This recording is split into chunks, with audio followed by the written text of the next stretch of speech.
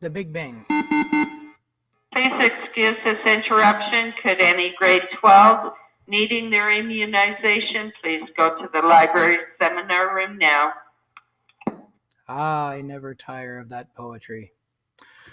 Okay, where were we? The Big Bang. And this is how the tiniest things can prove the biggest thing. There's that word thing again. How the tiniest observations, how the tiniest effects can prove the origin of the largest objects in the. It's tough sometimes to get rid of that word thing. When we look at the theories of the formation of the cosmos, there was the idea of a fixed universe, that the universe was simply done, it was finished, and it sat there in perfection. This was largely based on a religious belief that the universe was created on purpose and it was perfect. This dominated geography as well. There were erosion processes that wore the starting Earth down. It was never built up. So scientists right up until almost World War I believed that one day the Earth would be a flat, sandy ball, that it would just be worn down to flatness. And then they began to realize mountains could continue to grow, gullies could continue to erode. There's mountain building processes, plate tectonics. From the time of Galileo, the evidence is mounting that the universe was changing and the physical behavior of reality was to be determined by evidence, not by a desire to have it match your pre-existing belief. All right, so it was not a perfect place. By 1676, Danish astronomer Ole Romer, I don't know, using Galileo's telescope was able to accurately measure the speed of light using observations of Jupiter and accurately predict changes in its moon orbit. That's not bad. Considering at the time you just died from wisdom teeth and an appendix, he measured the speed of light. Newton's theory of gravity explained how all particles in the universe interacted with each other and how changes are triggered. So Romer was able to start getting some really good numbers. And this poem from Francis Thompson nails Newton's law beautifully. When to the new eyes of thee all things by immortal power, near or far, hiddenly, to each other linked are, that thou canst not stir a flower without troubling of a star. That's gravity, right? You pick a daisy and somewhere across the universe, that change of gravity is theoretically going to wiggle an atom at the other end of the galaxy. It's going to wear out, but it's still pretty cool. So this is the testable part on the unit test. Two main theories observed or originated about the universe. The steady state hypothesis suggested that matter was coming in and out of existence continuously, leaving a variable but basically fixed universe like the population of fish in a lake. They are born and die, but the population remains roughly the same. This would also explain why gravity simply didn't suck all the matter into one gigantic lump. A star burns out, its matter disappears, another one reappears. Gravity never gets the time to make one giant big ball of matter in the center of the universe. This theory would suggest the universe could go on forever, having neither a beginning nor an end. This model was favored by Newton, and even Albert Einstein's relativity theory in 1917 supported this idea. But another theory began to emerge from evidence. It wasn't a pre-existing theory. The observations came first, and the theory was formed afterwards. Now notice the star on the slide. Remember, stars on a slide mean the slide needs to be known.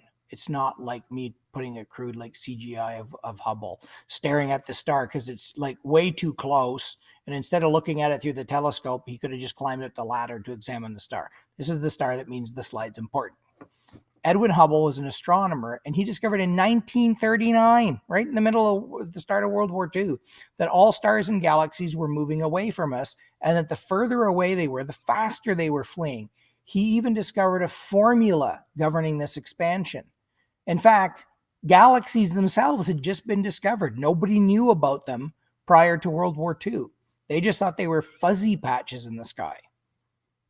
So not only did he measure the speed of galaxies, this man was the first one to discover them. And what he discovered was everything was running away from everything else. And how would he measure their speed? With a radar gun? No. Most stars, like the closest star is 4 light years away. We would need a radar beam more powerful than the sun itself. We'd be waiting 8 years for the radar speed beam to come back to us. Other stars are millions of light years away. We could have sent a radar beam when the dinosaurs were on Earth, and it hasn't come back yet. But the flame test, when you burn sodium, it emitted orange light. But if you pass the light through a prism, you get a much more accurate breakdown of the exact colors. And what you get is this emission spectrum. So you saw sodium as purely yellow. But in reality, if we put it through a spectrum, we see 3 distinct colors of a yellow-green that involve electrons leaping from one orbit to another. So here is the barcode of the elements. Spectroscopy is really beautiful. And you can tell what a star is made out of when it's glowing. So you could aim your spectroscope at the stars and get these lines.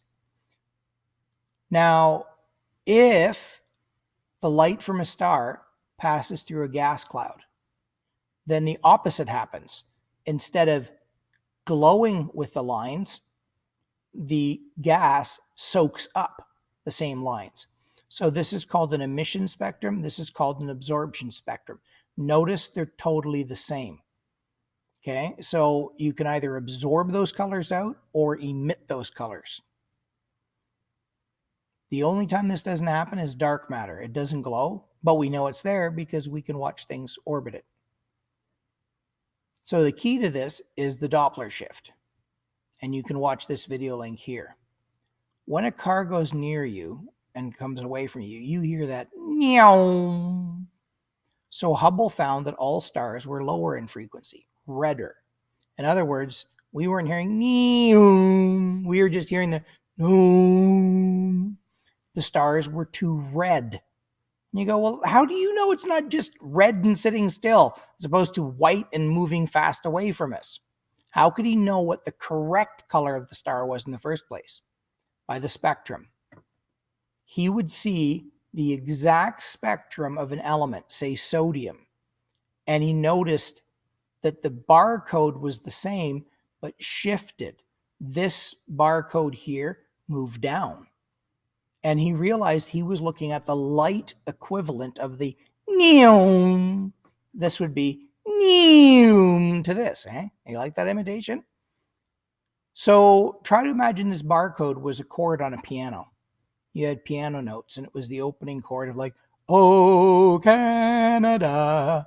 But you hear the person going, "Oh, Canada." You recognize the tune, but it's too low. So this is how we can tell what the star would really look like, not from the light our eyes see, but from this detailed analysis of the atoms emitting light. We can go, hey, this thing is way too red. And he realized, I can compute the speed from that. And what he determined was, by looking at a star or galaxy, he could see how redshifted the light was. And the farther away he looked, this graph is backwards compared to the other one. The redshift is going to the right on this one. And you see this line? The further the object is away, the more it was redshifted. And he realized everything in the entire universe was flying away from everything else, just like an explosion. And the term Big Bang came from this. Then they also noted there was a buzz, a rumbling deep, like sort of aftershock, like of thunder when you hear that. Then you hear that coming in later. And that everywhere they looked, they were detecting in the microwave band radiation everywhere. And all radiation can be assigned to temperature. You know when something gets orange, red, orangey to yellow hot. Well, objects that are hot that you can feel are warm and aren't glowing yet, they're glowing when a snake looks at them. They're glowing in the microwave band. So with a camera, you can see the heat